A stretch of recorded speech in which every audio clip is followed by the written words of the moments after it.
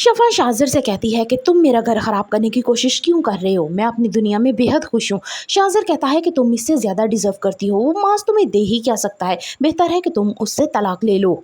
शाजिर की वजह से माज और शफा का रिश्ता खराब हो जाता है, दोनों एक दूसरे से लड़ने झगड़ने लग जाते हैं। शफा साफ तौर पे कहती है कि तुम शाजिर से नहीं मिलोगे, लेकिन माज कहता है कि तुम्हें कोई गलत फहमी हुई है, अगर वो तुम में इंटरेस्टेड होता तो नरमीन के लिए रिश्ता क्यों भेजता। लेकिन शफा तो शाजिर की सच्चाई को अच्छे तरीके से जान चुकी है। शाजिर के इस रूप को देखकर वो बहुत ज्यादा डर जाती है। वो अच्छे से जानती है कि शाजिर जिद को पूरा करने के लिए कुछ भी कर सकता है। घर में कोई भी शफा की इस बात को अहमियत ही नहीं देता, यहाँ तक कि शफा बिल्कुल अकेली हो जाती है। माज भी रूटीन के मुताबिक शाजिर से मिलता है, जिस पे शफा उसे मना करती है, जिस पे माज शफा को समझाता है कि अब इस बात को खत्म कर दो, तुम्हें जरूर कोई गलत फहमी हुई होगी, अगर ऐसी कोई बात होती तो वो नरमीन के लिए रिश्ता क्यों लेके आता और खास कर अपने बाप और बहन को क्यों लेके आता हमारे घर।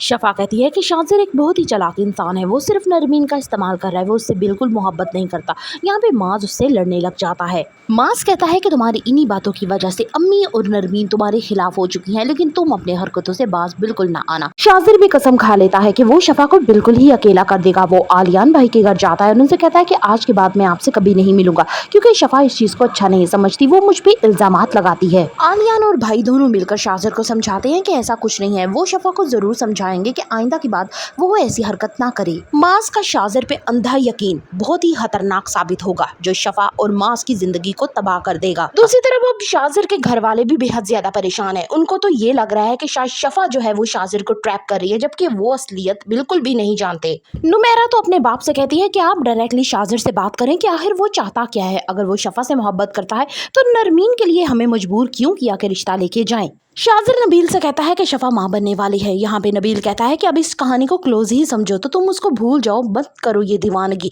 तो शाजिर कहता है कि मैं उसको कभी नहीं भुला सकता, मैं उन दोनों की जिंदगी को तबाह बर्बाद कर दूंगा। शाजिर कहता है कि ये मेरी और शफा की कहानी है, ना तो इसमें माज आ सकता है और ना ही मैं उसके बच्चे को आने दूंगा। सारी असलियत जानने के बावजूद भी शफा इतनी मजबूर हो जाती है कि वो शाजिर का घर पे आना बिल्कुल नहीं रोक सकती। वो बार बार नरमीन को समझाने की कोशिश करती है कि शाजिर एक अच्छा इंसान नहीं है, वो जस्ट ट्रैप कर रहा है, लेकिन नरमीन जो है वो शाजिर के प्यार में इतनी अंधी हो जाती है कि वो अपनी भाभी को ही बुरा भला करना शुरू हो जाती है और उसके बहुत ही खिलाफ हो जाती है। क्या होने वाला है अब शाजिर का अगला कदम? For the further reviews of the पेश करने subscribe my channel and like the video.